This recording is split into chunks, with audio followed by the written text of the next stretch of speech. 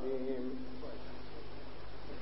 بسم الله الرحمن الرحيم الحمد لله الذي لا يغفره المنع والجمود ولا يكفيه الإعطاء والجود إذ كل معط منتقص سواه وكل مانع مذموم ما خلاه هو المنان بفوائد النعم وعوائد المزيد والقسم ما اختلف عليه دهر فيختلف منه الحال ولا كان في مكان فيجوز عليه الانتقال جلت عظمته والصلاة والسلام على سر الله في كل موجود نقطة دائرة الوجود صاحب اللواء الحمد والمقام المحمود أبي القاسم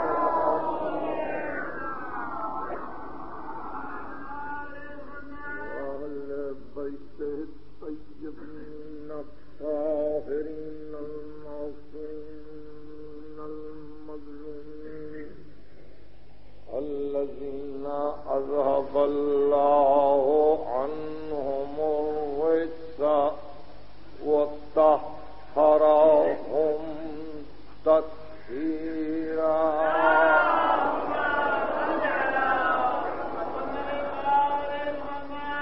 أما بعد فقد قال الله سبحانه وتعالى في محكم كتابه الحكيم وما علمناه الشعر وما ينبغي له إن هو إلا ذكر وقرآن مبين. سلام.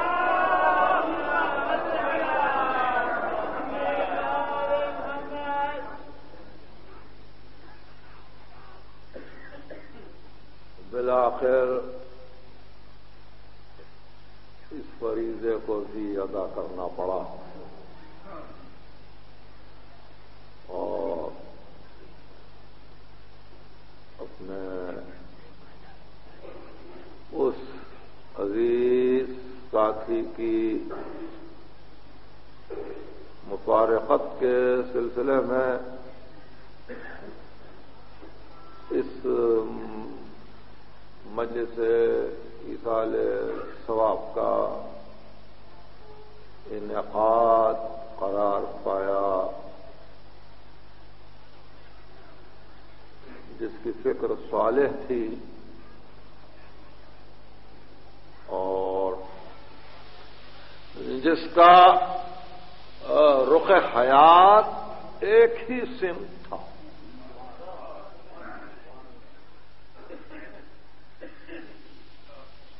میں اس سلسلے میں کسی تفصیلی تقریر کے لیے تیار نہیں ہوں، میری ناسازی مزاج کا تقاضا نہیں کہ کوئی طویل تقریر کی جائے. بہرحال سورہ یاسین میں جو قرآن مجید کا 36واں سورہ ہے یہ آیت ہے کہ ہم نے اس کو شعر کا علم نہیں دیا. وَمَا عَلَّمْنَاهُ الشِّعْرَ وَمَا يَنبَغِي لَهُ اور نہ اس کو زیب دیتا ہے. وَمَا عَلَّمْنَاهُ الشِّعْرَ وَمَا يَنبَغِي لَهُ ہم نے اس کو شعر کا علم نہیں دیا، ہم نے اس کو تعلیم نہیں دی شعر کی اور نہ اس کو زیب دیتا ہے. إِنْ هُوَ إِلَّا ذِكْرٌ وَقُرْآنٌ مُبِينٌ یہ فقط ذکر ہے اور قرآن مبین.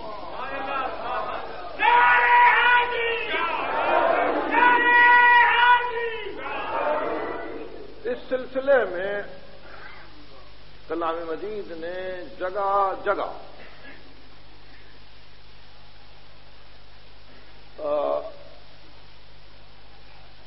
اس بات کی وضاحت فرمائی جیسے سورہ صافات جو قرآن مجید کا 37واں سورہ ہے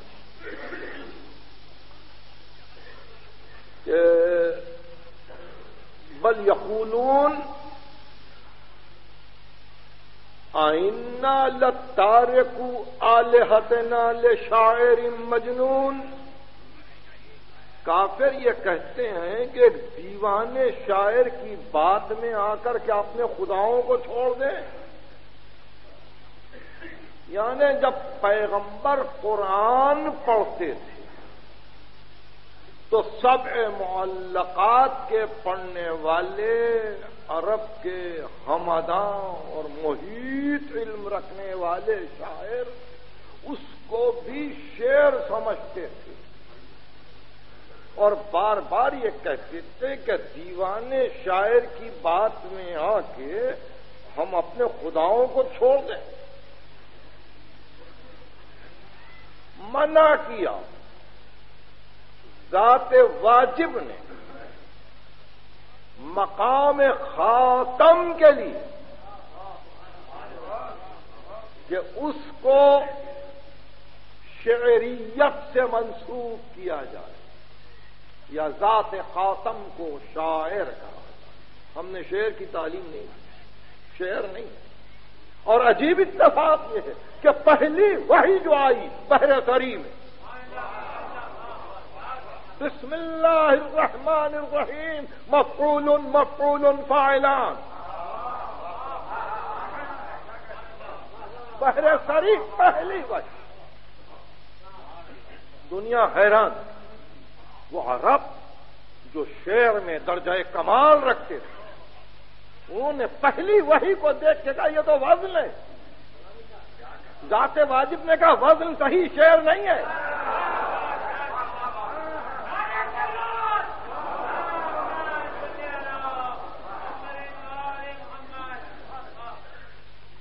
ایک عجیب بات ہے یہ جب کبھی تقریر ہوتی ہے، خدا گواہ ہے اس میں کبھی تصور بھی نہیں ہوتا کہ اظہار معلومات کی کوشش کی جائے، مگر میرا دل چاہتا ہے کہ میرے ساتھی کچھ مسائل کو جان کر گھروں کو جائیں، کچھ مسائل سے واقف ہو کے گھروں کو جائیں. اس لیے کوشش کرتا ہوں. آپ کو معلوم ہے کہ عرب میں عجم میں 19 بحریں ہیں. علم عروض کی 19 بحریں کل، اور 19 بحروں کا یہ عالم ہے 19 اوزان کا کہ اس کو ایک جگہ جمع کیا یہ کہہ کر رجز خفیف و رمل منصرح دیگر مشتق بسیط و وافر و کامل حزج طویل و مدید مضارع و متقارب سری و مقتضبس مشاکل و متدارک قریب و نیز جدید. یہ 19 اوزان ہے. اس کو ایک 4 مصروں میں جمع کر لیا گیا 19 اوزان. مگر اہل عرب کے لیے 5 اوزان لازمی. عرب 5 اوزان کو استعمال کرتے ہیں جس کو عجم استعمال نہیں کرتے. وہ 5 اوزان یہ ہیں کہ طویل، مدید، بسیط، وافر، کامل. یہ 5 اوزان ہیں جس کو عرب استعمال کرتے ہیں، عجم استعمال نہیں کرتے، اور ہم تو استعمال ہی نہیں کرتے.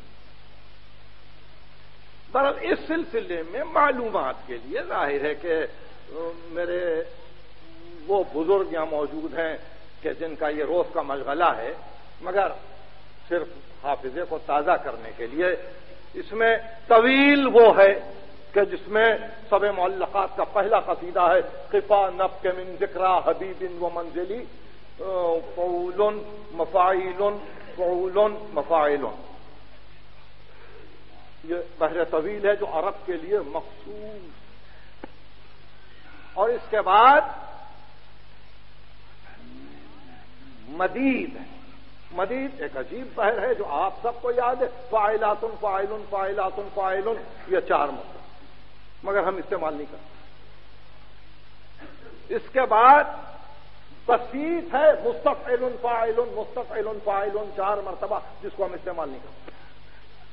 اس کے بعد ہے وافر، اور وافر ہے مفاعلۃ مفاعلۃ مفاعلۃ مفاعلۃ، اور اس کے بعد ہے کامل، یہ بحر ہے 5ویں عرب کی، متفاعل متفاعل بلغ العلا بکمالہ کشفت تجا بجمالہ حسنت جمیع خصالہ، اور اس کے بعد آخری مصرے میں اضمار کا ذہاب ڈال دیا، صلو علیہ وآلہ۔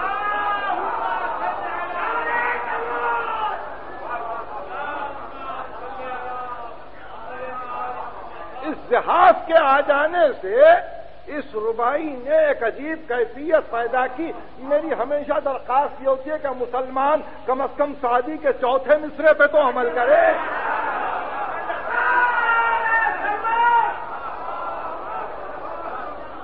آج تک یہ بات ہی سمجھ میں نہیں آئی صلی اللہ علیہ وسلم کی، یہ آل ہی درمیان سے گرتا کیسے ہے؟ بہرحال یہ بحر کامل ہے، متفاعل متفاعل متفاعل بلغ العلا بکمالہ۔ یہ 5 اوزان عرب کی، اور اب سلسلہ تقریر یہ ہے کہ قرآن کی اکثر آیتیں ان 5 اوزان میں، قرآن کی اکثر آیتیں ان 5 اوزان میں، اور اس کے علاوہ بعض مقامات پر پوری آیت رمل میں، پوری آیت مضارع میں۔ دنیا حیران ہے کہ وزن آیت کے ساتھ ساتھ جا رہا، ایسا معلوم ہوتا ہے کہ قرآن ناموضوع نہیں،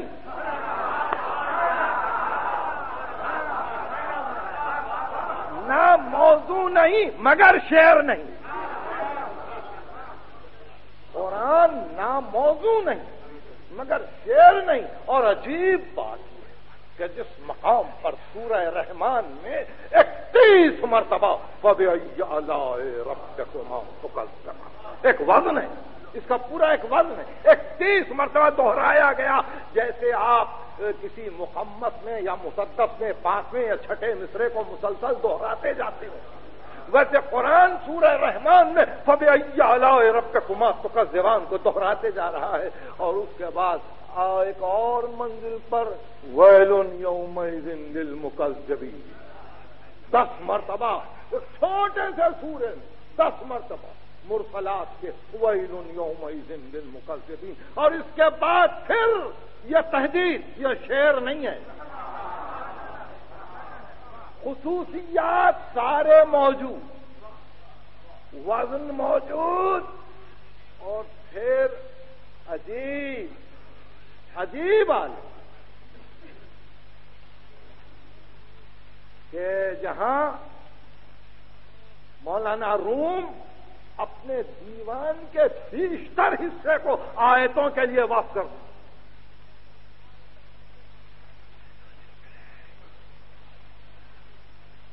بس ادم گردم ادم چوں ارغنو گویدم انا الیہ راجعون۔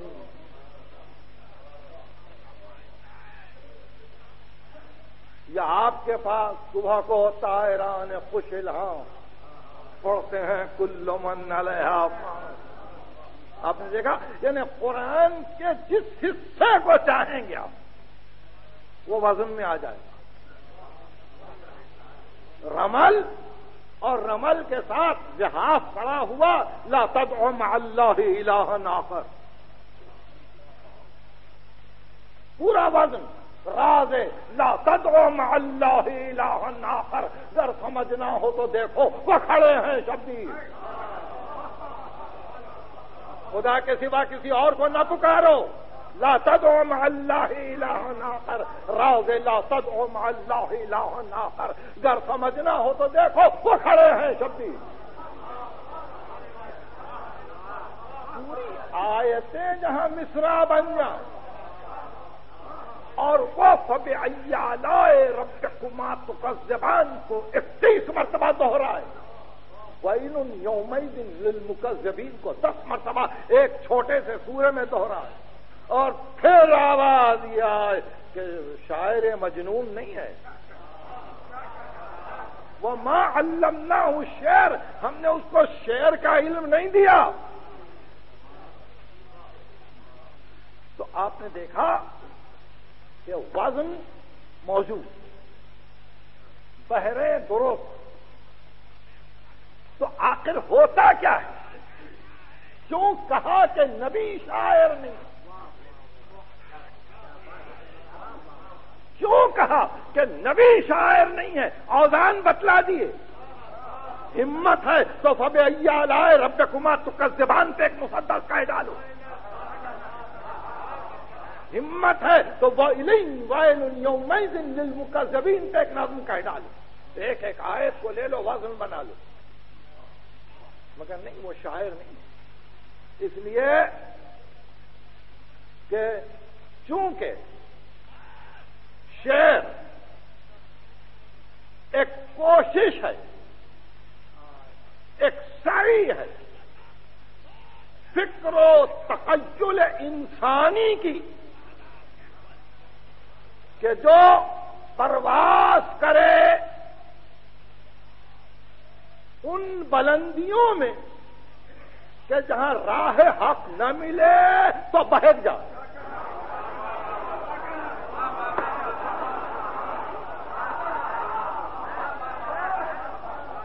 آپ شرط دیکھ رہے ہیں، فکر و تخیل کی وہ پرواز ہے کہ جہاں راہ حق نہ ملے تو بہک۔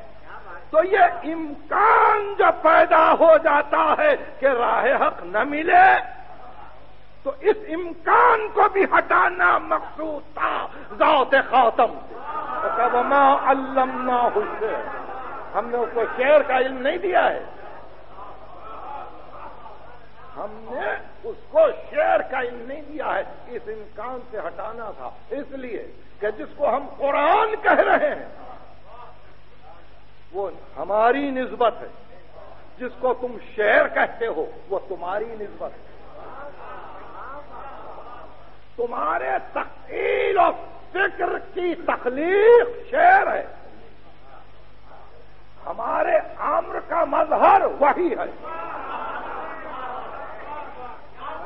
ان هو الا ذکر و قرآن مبین، یہ ذکر ہے اور قرآن۔ تو اب ان اوزان کو بتلا کر عرب کے شعراء کی قوتوں کو دیکھ، یعنی یہ جانتے ہوئے کہ موسیٰ کے زمانے میں ساحر تھے، عیسیٰ کے زمانے میں طبیب تھے، ختمی مرتبت کے زمانے میں ادیب و شاعر تھے۔ موسیٰ کے لیے عصا لازم ہے، عیسیٰ کے لیے مسیحائی لازم ہے، محمد کے لیے قرآن لازم ہے۔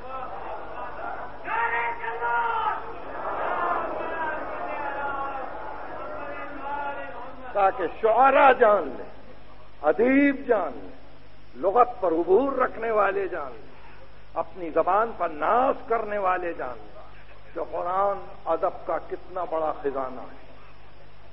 مگر اس کے ساتھ ایک وضاحت بھی کرتے ہیں اور کہا کہ جب یہ انسان کوشش کرتا ہے اور اپنی فکر کو بلندیاں پہ لے جاتا ہے، اگر بہک جائے تو کبھی اس وادی میں ہے، کبھی اس وادی میں ہے، اور پھر جو پیغام دیتا ہے اس پر عمل نہیں کرتا۔ اسی لیے سورہ شعراء میں جا کر پوری تشریح کر، الشعراء یتبعہم الغاوون الم تر انہم فی کل واد یہیمون وانہم یقولون ما لا یفعلون۔ شعراء کی پیروی بہکنے والے کرتے ہیں، وہ کہتے ہیں عمل نہیں کرتے، ہر وادی میں گھومتے ہیں، کئی افکار ہیں نا، کئی مضامین ہیں، کئی سبجیکٹس ہیں، کئی آبجیکٹس ہیں، موضوعات الگ الگ ہیں، شعر کہنے والے بھی الگ الگ ہیں. فی کل واد یہیم، مگر اس کے ساتھ چونکہ مزاج قرآن سازگار ہے وزن کے، اس لیے ضرورت تھی کہ الا الذین آمنوا، مگر وہ شعراء جو ایمان لائے، وہ عملوا الصالحات اور عمل صالح کیا، واذکروا اللہ کثیرا اور اللہ کا بہت ذکر کرتے رہے، وانتصروا من بعد ما ظلموا، اور وہ شعراء جنہوں نے مظلوم کی نصرت کی.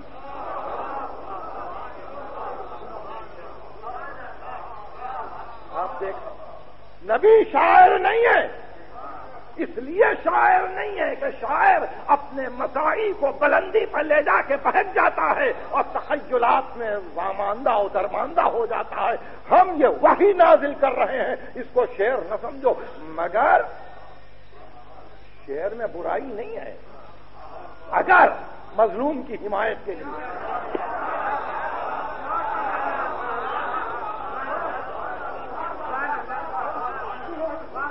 تو یہ بہت غور سے سنیے، ایک مختصر سی تقریر ہے بشرط ہے کہ یاد رہے گا. یہ سورہ شعراء کی آخری آیت، الشعراء یتبعہم الغاؤون الم تر انہم فی کل واد یہیمون وانہم یقولون ما لا یفعلون الا الذین آمنوا وعملوا الصالحات وذكروا الله كثيرا وانتصروا من بعد ما ظلموا وسيعلم الذين ظلموا أي منقلب ينقلبون. یہاں کے سورہ ختم ہو گیا، سورہ شعراء یہاں کے ختم ہو گیا کہ قریب ہے کہ ظالم جان لیں گے کہ ان کو ہم کس کروٹ ڈھکیل دینے والے ہیں،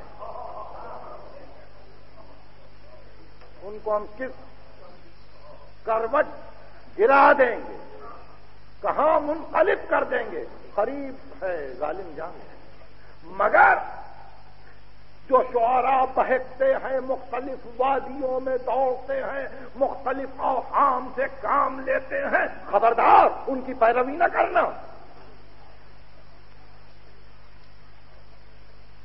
مگر الا الذین، مگر صاحبان ایمان جو عمل صالح کرے، وہ ذکر اللہ کثیرا اور اللہ کا ذکر کرتے رہیں. وانتصروا من بعد ما ظلموا، عجیب ٹکڑا ہے، مظلوم کی نصرت کرے. تب آپ نے دیکھا اگر کسی کا رخ حیات ہی یہ رہے، میری تقریر کا پہلا جملہ، اگر کسی کا رخ حیات ہی یہ رہے، اٹھتے بیٹھتے چلتے پھرتے کسی مجلس میں کسی محفل میں مظلوم کا ذکر ہو جائے،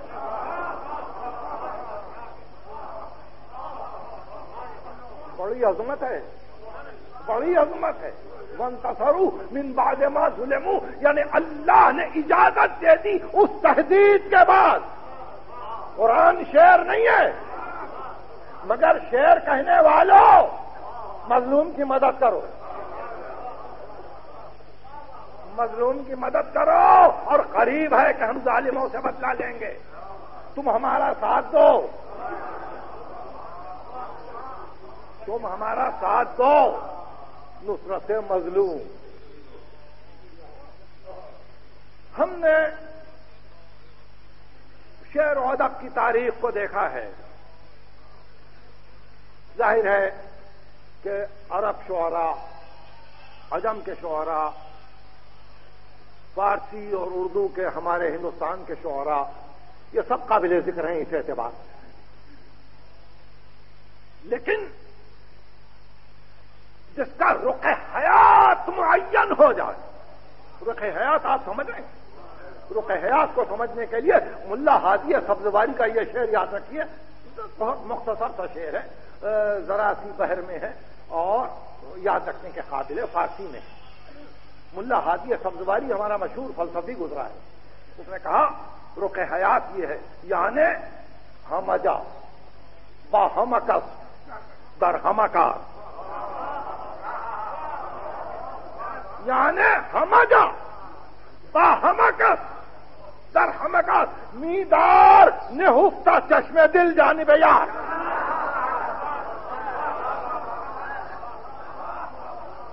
یعنی ہمجا باہمکس در ہمکار، میدار نہفتہ چشم دل جانب یار.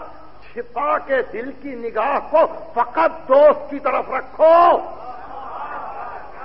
کہیں اٹھو کہیں بیٹھو کسی کے ساتھ بات کرو. یہ ملا ہادی سبزواری کا شعر ہے رخ حیات کو بتلانے کے لیے. سورہ بقرہ میں ایک آیت موجود ہے، لِكُلٍّ وِجْهَةٌ هُوَ مُوَلِّيهَا، ہر ایک کے لیے ایک سمت ہے اور وہ اسی کی طرف متوجہ رہتا ہے. یہ قرآن لِكُلٍّ سورہ بقرہ وِجْهَةٌ هُوَ مُوَلِّيهَا، ہر ایک کے لیے ایک رخ حیات ہے، وہ اسی طرف متوجہ ہے. اب آپ سمجھ گئے رخ حیات. اب میں اس کو مثالوں سے سمجھاؤں اور آپ کے لیے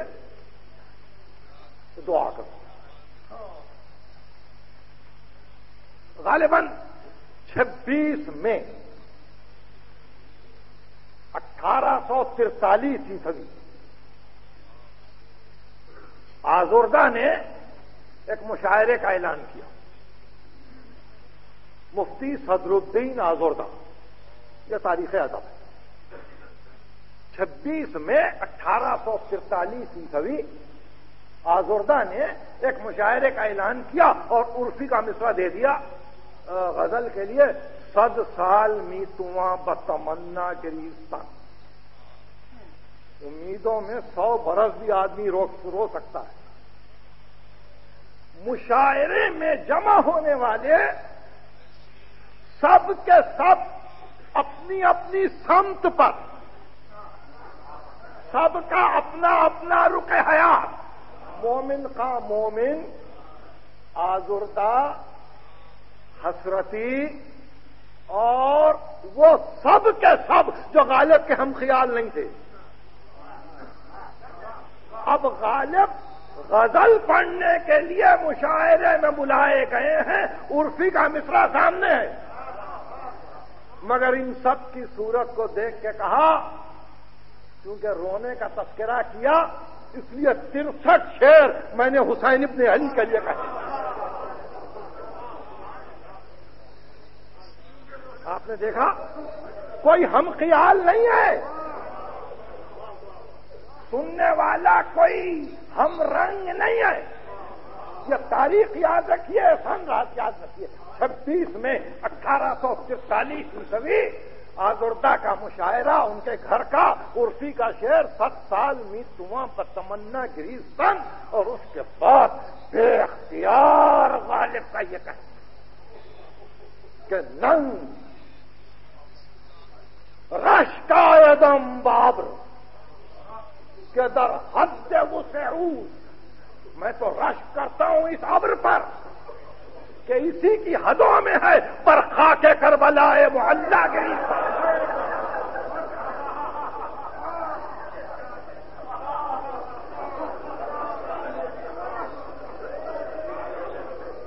رش کا ادم بابر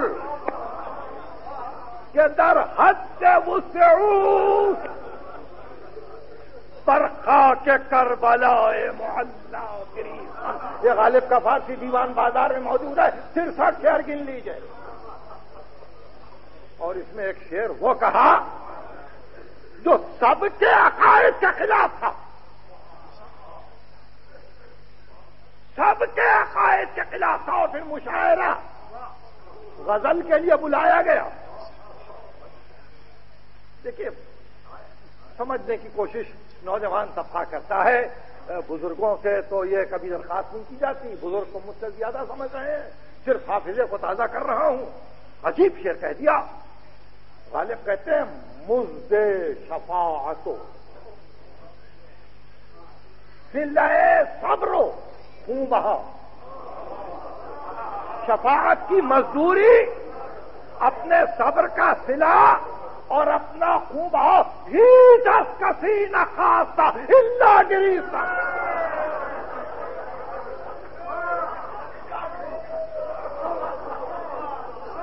مزد شفاعتو صلہ صبرو خون بہاؤ ہی جس کسی نہ خاصا الا گریسن. اپنی شفاعت کی مزدوری نہیں مانگی مگر کہا رو لو.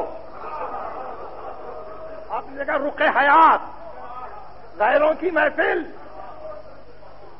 مگر نڈر انسان بے باک انسان اپنا فریضہ ادا کرتا ہے. میرے مرحوم عزیز بھی اسی روش پر تھے اس لیے یہ بات یاد آئی. ان کا بھی یہی رخ حیات انتصار مظلوم. بہرحال جب وقت ملے موقع ملے تو بہت سی باتیں سامنے آئیں گی. ابھی وقت نہیں ہے مگر اب انہی باتوں کو دیکھیے کہ غالب نے جو زمانہ پایا ہے وہ انتہائی تعصب کا زمانہ ہے. بادشاہ ہم عقیدہ نہیں ہے, ساتھی ہم عقیدہ نہیں ہے, اصلاح لینے والے ہم عقیدہ نہیں ہیں, مگر عالم یہ ہے کہ دیوان کے آغاز سے لے کے انجام تک قصیدے میں نہیں غزل میں ایسا معلوم ہوتا ہے بیٹھے بیٹھے غالب کو علی یاد آتے. ایک عجیب بات, غزل کہہ رہے ہیں غزل میں کیا امکان ہے, مگر جب رخ حیات معین ہو جاتا ہے. مجھے ایک واقعہ اور بھی یاد ہے. 1926 میں استاد سلطان جلیل مانک پوری نے ایک مشاعرہ کیا اور مصرع دیا, کبھی ہم ان کو کبھی اپنے گھر کو دیکھتے. سب غزل پڑھ رہے تھے. ایک بڈھا 87 برس کے سن کا شاعر تو مظہر علی نور, اس نے کہا حضور میں بھی اپنی غزل پڑھوں. اس نے غزل شروع کی اور کہا غزل سے مجھے کام نہیں, مجھے کام تو فقط اس شعر سے ہے. کبھی ہم ان کو کبھی اپنے گھر کو دیکھتے ہیں اور اس میں شعر کہا یہ طفل عشق تماشا ہے نو کے مژگاں پر, یہ طفل عشق تماشا ہے نو کے مژگاں پر, سنا پہ ہم علی اصغر کے ساتھ ہوتے ہیں.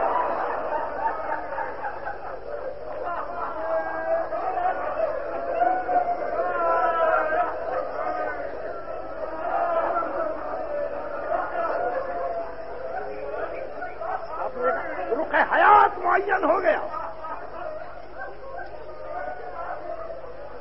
یہ طفل عشق تماشا ہے نو کے مژگاں پر, سنا پہ ہم علی اصغر کے سر کو دے.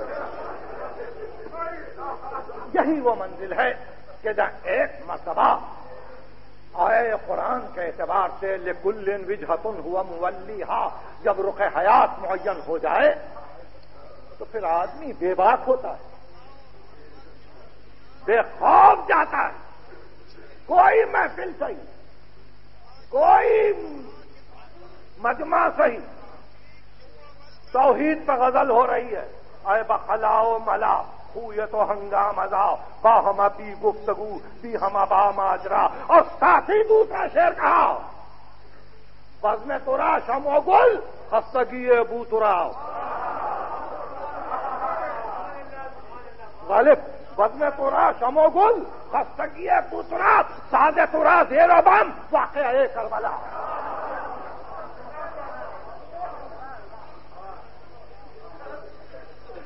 بزم ترا شم و گل خستگی بو ترا, ساز ترا زیر و بم واقعہ کربلا.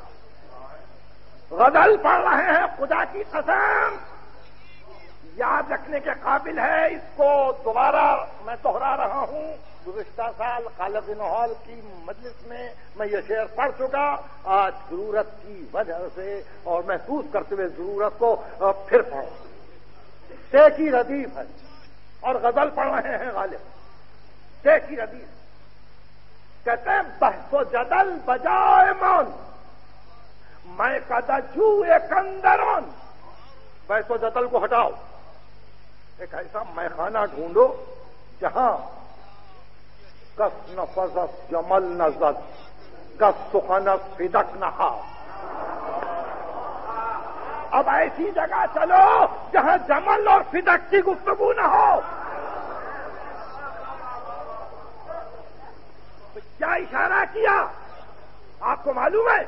شارح آج تک پریشان ہے.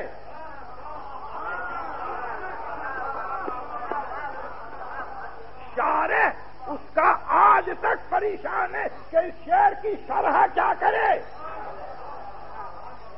بحث و جدل بجائے مان میں کدا جوئے کندران کس نفس جمل نظر کس سخنت فدق نہ.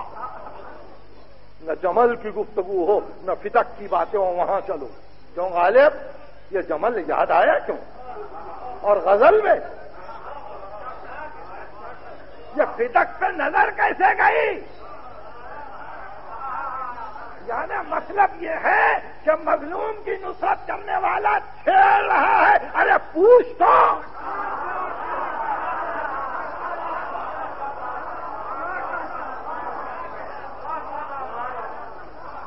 مظلوم کی نصرت کرنے والا چھیڑ رہا ہے. پوچھ لینا یہ جمل کیا ہے، فدق کیا ہے. آپ نے دیکھا دال کی ردی. میں ایک تبصرہ کر رہا ہوں پورے دیوان. دال کی ردی اور دال کی ردی میں ایک مرتبہ عجیب رنگ سے کہا کہ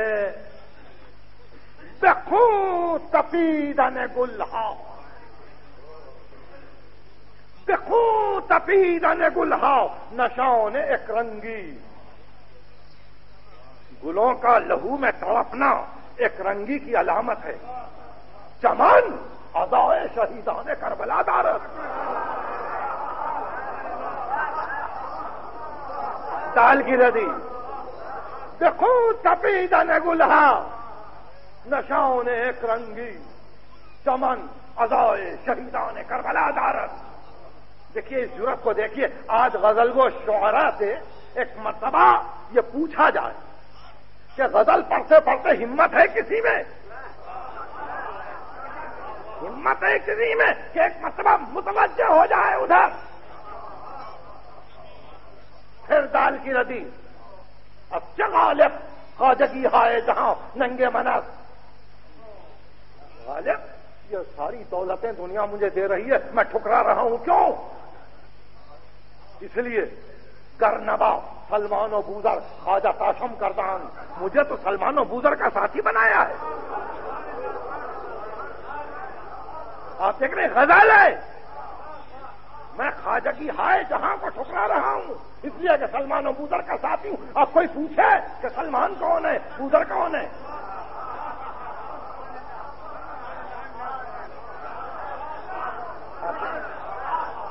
اب اسی طرح سے آگے بڑھ جائے اور اس منزل پر پہنچ کر بے اختیار غالب نے نظیری کی غزلوں پہ غزلیں کہیں.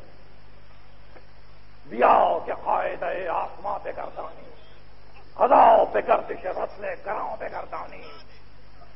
اور یہ مسئلہ کہہ کے ایک مرتبہ کہا وہ سب ہیں حسرتی مومن خاں مومن آزردہ اولائی سب کے سب ہیں. ایک مرتبہ کہا سے حیدر منو تو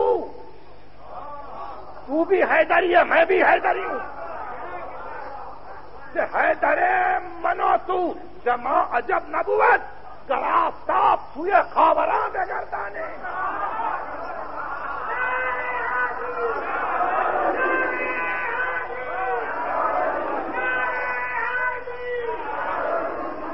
زمین کی ردی یہ حیدر منو تو وہ اور میں دونوں حیدری ہیں. دیکھیے کس طرح سے دعوت دے رہا ہے. دعوت دے کے گھبراؤ نہیں، تم بھی حیدری میں بھی حیدری، ہم دونوں سے عجب نہیں ہے اگر آفتاب کو پلٹا دیں. دنیا حیدر کے لیے پریشان ہے کہ پلٹایا کہ نہیں پلٹایا.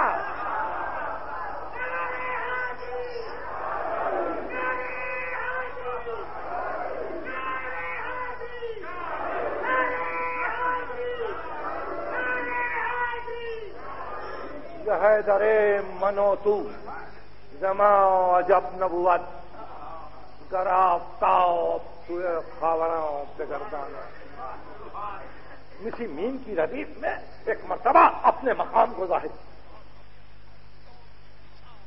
اپنا مقام کہ میں کیا ہوں. ارزن بگوہری چبن اندر زمانہ نہیں، مجھ سے بہتر دنیا میں کوئی موتی نہیں ہے، زیب دینے والا کوئی موتی نہیں ہے مجھ سے بہتر. ارزندہ گوہری چمن اندر زمانہ نہیں، مگر کیا چاہتا ہوں خود را بخا کے رہ گزرے حیدر اب کا نام. تمنا یہ ہے کہ اس موتی کو حیدر کے پاؤں کی مٹی میں ملا دوں.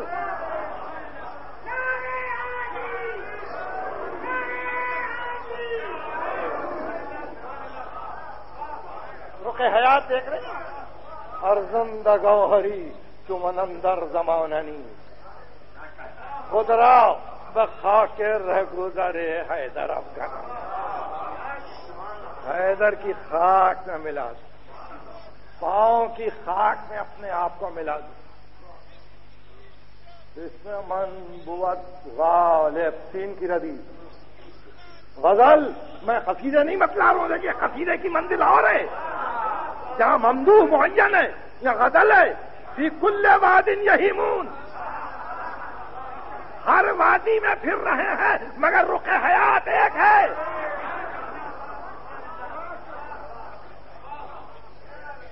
اس میں من بوت غالب. یہ دیکھیے یہ غالب کی ہمگیری ہے علم کی کہ لفظ ابو طالب جب علی کے ساتھ آئے گا تو ابھی آئے گا، علی ابن ابی طالب، مگر یہ غالب کا تصرف ہے اور یہ یادگار تصرف. اس میں من بوت غالب یا علی ابو طالب. دیکھیے ترکیب دیکھیے. یا علی ابو طالب نیست بخل با طالب. اگر کوئی مانگے گا تو بخل نہیں کروں گا. اس میں اعظم از بن پور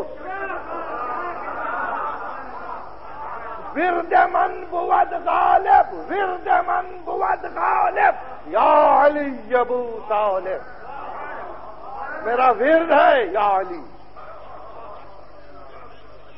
ورد من بود غالب یا علی ابو طالب نیست بخل با طالب. اس میں اعظم از من پور.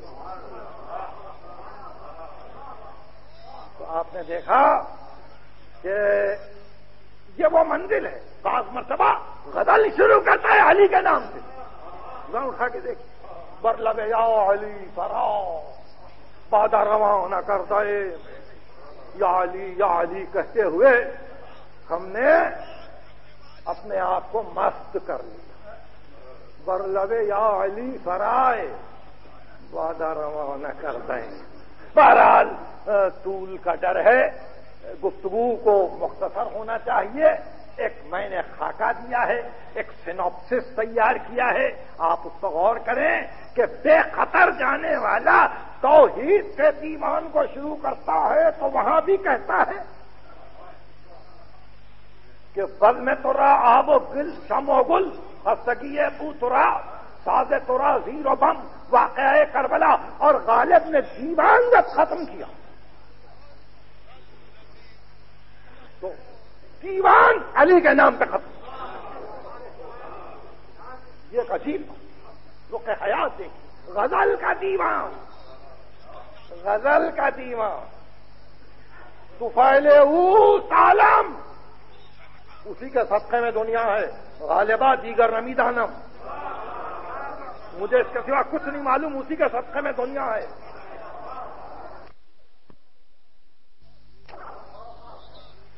طفیل او سالم غالبات دیگر نمی دانم گرس خاکست آدم پائے نام بو ترابستی. یہ کی ردی اگر آدم بھی آغاز ہے تو پائے نام بو تراب ہے. تو آپ نے دیکھا میں اپنے ان احباب کی خدمت میں معذرت خواہ ہوں جو ممکن ہے اپنے لیے ایک جداگانہ محل فکر رکھتے ہوں عقائد کے اعتبار سے، مگر میں نے ایک ہمگیر بات کی ہے.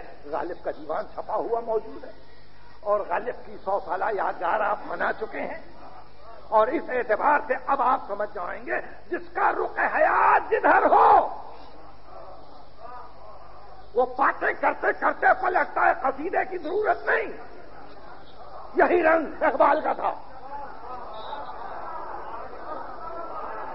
یہی رنگ اقبال کا تھا. اس کا انجام کیا ہے یہ خدا ہی جانے. انجام پر گفتگو کرنے والے ہم کون ہیں؟ مگر ظاہری اعتبار سے ہم نے دیکھا غزل ہو رہی ہے، غزل. اور صرف غزل میں بے اختیار ایسے اشعار کا آنا. نہ ستیزہ گاہ جہاں نہیں، نہ حریف پنجہ فگن نئے، وہی فطرت اسد اللہ، وہی مرحبی، وہی انتری. غزل ہے. نہ ستیزہ گاہ جہاں نہیں، نہ حریف پنجہ فگن نئے، وہی فطرت اسد اللہ، وہی مرحبی، وہی انتری. اور جہاں انہوں نے اپنے سیاسی افکار کو پیش کیا اور جہاں ہماری بڑے بڑے پیغام رساں سفراء کی صورت میں دنیا کی مختلف زبانوں میں اس کے کلام کی نشر و اشاعت کی کوشش کر رہے ہیں، ان کو تو اقبال کے دیوان کو لفظاً لفظاً پڑھنا چاہیے. یہ دیکھ کر کیا اقبال کو کوئی اور نام ملتا ہی نہیں؟ کوئی اور نام ملتا ہی نہیں اقبال کو.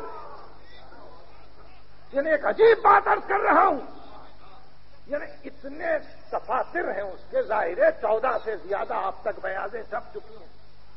کسی مقام پر کسی عورت کا تذکرہ نہیں ہے سوا زہرا کے.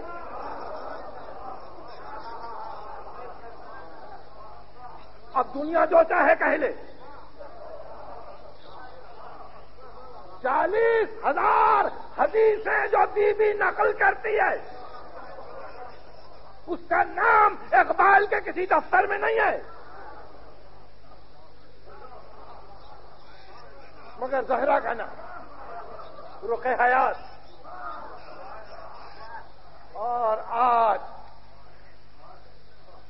دستور و آئین پر گفتگو کرنے والے جہاں اتنے احترام سے اقبال کا نام لیتے ہیں وہاں کم از کم اقبال کی ایک بات کو تو یاد رکھیں، پڑھ کے خیبر سے ہے یہ معرکہ دین و وطن. پڑھ کے خیبر سے ہے یہ معرکہ دین و وطن. اس زمانے میں کوئی حیدر کرار بھی ہے؟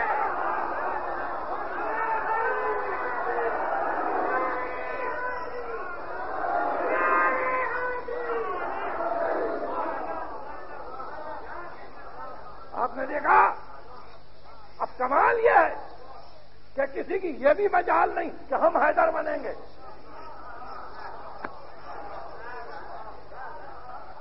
دیکھیے رخ حیات جب معین ہوتا ہے تو دوست کا ادب کتنا ہے، دوست کا احترام کتنا ہے. اور یہ فکر کا میرا آخری حصہ، کوئی یہ نہ کہے ہم بھی حیدر بنیں گے، کچھ اور بن جائیں پرواہ نہیں ہے، جو بہادر بن جائیں. اسلام میں بہت بڑے بڑے بہادر گزرے، بڑے بڑے تلوار کے دھنی گزرے، وہ جو چاہیں بن جائیں. حیدر کے متعلق نہیں کہہ سکتے، اس لیے کہ اقبال کا فیصلہ ہے. اقبال کہتا ہے 1000 خیبروں 100 گنا اجدرا سینجا. یہ اجدر بھی ہے، خیبر بھی ہے، وہ بچپن یہ جوانی.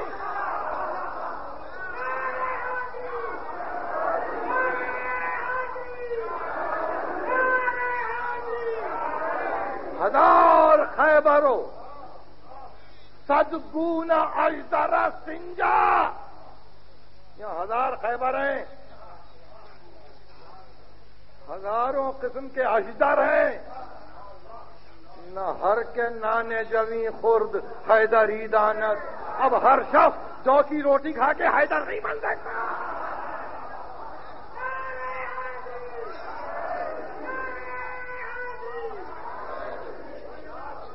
آپ نے دیکھا اگر کوئی جو کی روٹی کھانے لگے، اقبال کا احترام دیکھیے، وہ مرکز حیات کو دیکھ رہا ہے، وہ اپنی سمت کو معین کر چکا ہے۔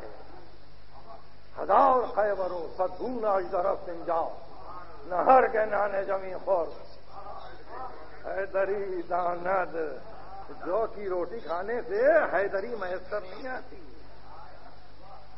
اور صحیح معنی یہ کہ جب رخ حیات معین ہو جاتا ہے تو وہ اپنے محبوب کو ہر جگہ دیکھنا چاہتا ہے، ہر جگہ دیکھنا چاہتا ہے۔ اور پھر یہ اختیار کیسا ہے؟ دائرہ خیبر شدز بے حیدری، ہر دائر میں ایک خیبر ہے، فقط اس لیے کہ حیدر نہیں ہے۔ دائرہ خیبر شدز بے حیدری، ہر جگہ خیبر ہے۔ خیبر یہودیوں کا قلعہ ہے،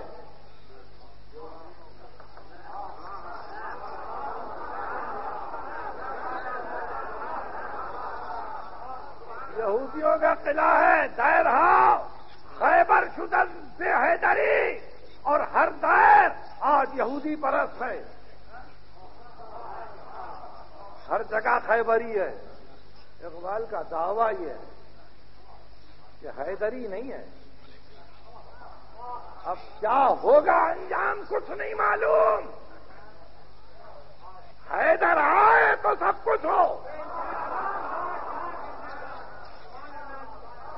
دائرہ خیبر شدہ بے حیدری، تو آپ نے دیکھا لکل وجہۃ هو مولیھا، ہر ایک کے لیے ایک رخ حیات ہے۔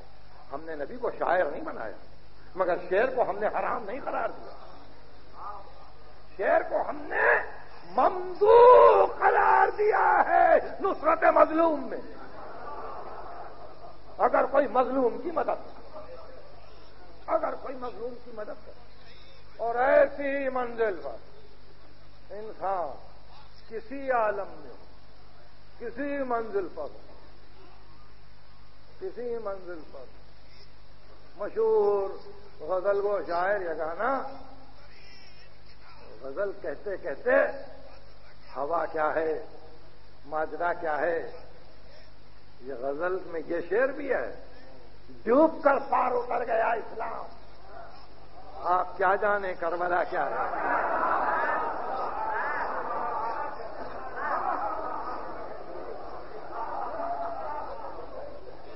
تو غزل وہ شاعر ہے، اور پھر غزل میں یہ کہ علی کا بندہ ہو کر بندگی کی آبرو رکھ لی،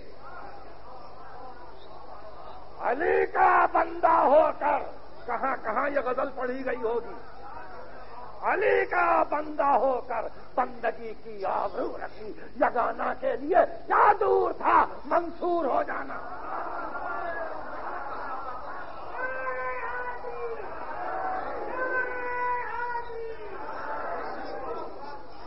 رخ حیات معین ہے، بس گفتگو ختم ہوئی۔ اسی طرح مرحوم نے بھی اپنے رخ حیات کا ہر جگہ اعلان، ہر موقع پر اعلان۔ وہ ہر مجلس میں پابندی سے آتے، جب تک یہاں تھے پٹیل پارک میں بھی دیکھا، حلقین ہال میں بھی دیکھا، ہمیشہ کھڑے ہو کر تقریریں سنتے، اور پھر اپنے جذبات کو وہ کسی نہ کسی شعر میں واضح کر کر اور اس کو بیان کر کے چلے جاتے۔ یہی زندگی تھی۔ ہم وقت نکالیں تو ایک طویل فہرست ہوگی ہمارے شعراء کی، جنہوں نے اپنے آپ کو وقت سے مظلوم کیا ہے، اور پھر مرثیہ گو شعرا کا کیا کہیں؟ انیس کا کیا کہنا، دبیر کا کیا کہنا، ان کے گھرانوں کا کیا کہنا، ان کے اجداد کا کیا کہنا۔ آج بھی جو کوششیں ہو رہی ہیں ان کے لیے کیا کہا جا سکتا ہے؟ کن کن مزاحمتوں پر قابو پانا پڑتا ہے ممدوح کی طرف جانے کے لیے۔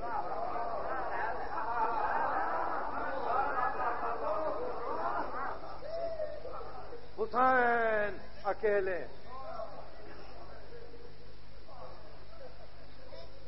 حسین اکیلے، تقریباً ہر مرثیہ گو شاعر نے اس منظر کو باندھا ہے۔ حسین اکیلے، ایک مقام میری بھی نگاہ میں ہے،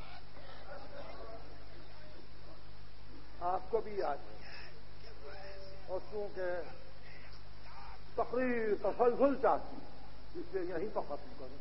فرماتے تھے ہاتھوں پر لیے لاشِ اصغر، مقبول ہو اے بار خدا ہدیہ احقر۔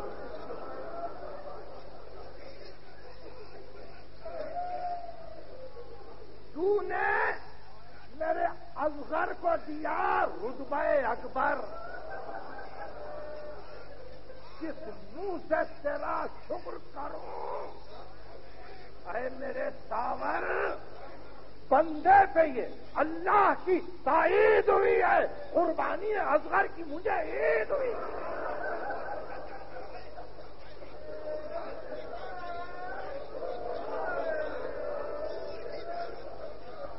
اوپر دیکھیے، ممدوح سامنے ہے اور کسی اور کے لیے کہا نہیں جا سکتا، کہا نہیں جا سکتا۔ لوگوں نے بڑی کوششیں کی، بہتوں کے لیے مرثیے کہے گئے، سعدی جیسے شاعر نے مستعصم کے لیے مرثیہ کہہ دیا، آسمان راہ قوت در خوب بارت برتمی بر زوال ملک مستعصم امیر المومنین۔ مگر مظلوم کی نصرت اور ہے، بادشاہی کا مرثیہ اور ہے۔ فرماتے تھے ہاتھوں پر لیے لاشِ اصغر، مقبول ہوا ہے بار خدا ہدیہ احقر۔ تو نے میرے اصغر کو دیا رتبہ اکبر، کس منہ سے تیرا شکر کروں ہے میرے داور۔ بندے پہ یہ اللہ کی تائید کی، قربانی اصغر کی مجھے ہی ملی ہے۔ مجھ میں سے یہ قدرت کے بھرے گھر کو لٹاتا، وہاں قتل ہو اکبر، ادھر اصغر کو میں لاتا، تڑپے یا میرے ہاتھ سے میں لب نہ ہلاتا، بازو ہو جدا ہاتھ نہ امت سے اٹھاتا۔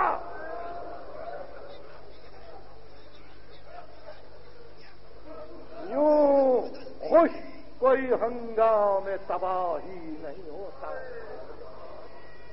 بندے پہ بے لطف الہ۔ کیا بات کہی ہے، یوں خوش کوئی ہنگام تباہی نہیں ہوتا، بندے پہ بے لطف الہی نہیں ہوتا۔ لشکر دیا، کنبا دیا، گھر بھی دیا تو نے، مختار بھی تو نے کیا، عسکر دیا تو نے،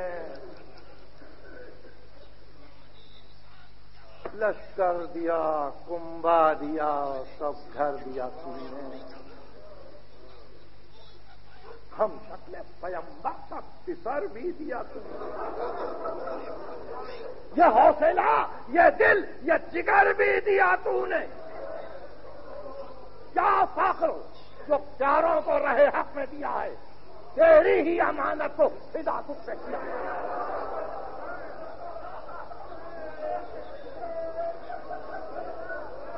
بھائی میں نے 3 بند پڑھے، اب یہ 4تھا بند پڑھ رہا ہوں۔ کیا فخر جو پیاروں کو رہے حق میں دیا ہے، تیری ہی امانت کو فدا تجھ سے کیا ہے۔ غم کا مجھے غم ہے، نہ خوشی مجھ کو خوشی کی، تو سر پہ ہے پرواہ نہیں بندے کو کسی کی۔ غم کا مجھے غم ہے، نہ خوشی مجھ کو خوشی کی، تو سر پہ ہے پرواہ نہیں بندے کو کسی کی۔ ہاں ایک یہ حاجت ہے حسین ابن علی کی، سر ننگے نہ دیکھوں میں نوازی۔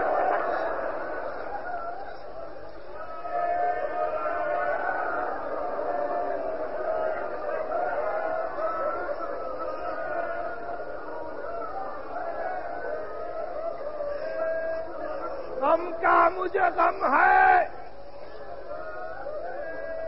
نہ خوشی مجھ کو خوشی کی، تو سر پہ ہے پرواہ نہیں بندے کو کسی کی۔ ہاں ایک یہ حاجت ہے حسین ابن علی کی، سر ننگے نہ دیکھوں میں نواسی کو نبی کی۔ بے پردہ وہ جب ہو کہ میں پیوند زمیں ہوں، اور یوں تیری مرضی ہے تو باہر، اور یوں تیری مرضی ہے، اور یہی مرضی الہی تھی کہ حسین کی زندگی میں زینب باہر آ جا۔ جوان بیٹے کی لاش اٹھائے ہوئے علی اکبر کی لاش، حسین بیٹھے ہوئے تھے، ایک مرتبہ آواز آئی علی اکبر زینب آئی۔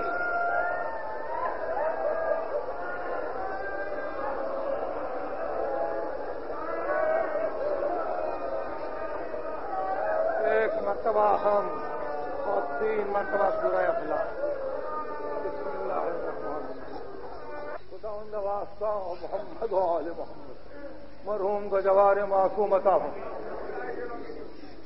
ان کے بھائیوں کو صبر عطا، ان کے پسماندگان کو صبر عطا، ہمارے اموات کو بخش دے، ہمارے زندوں پر رحم فرما، تعجیل فرما ظہور۔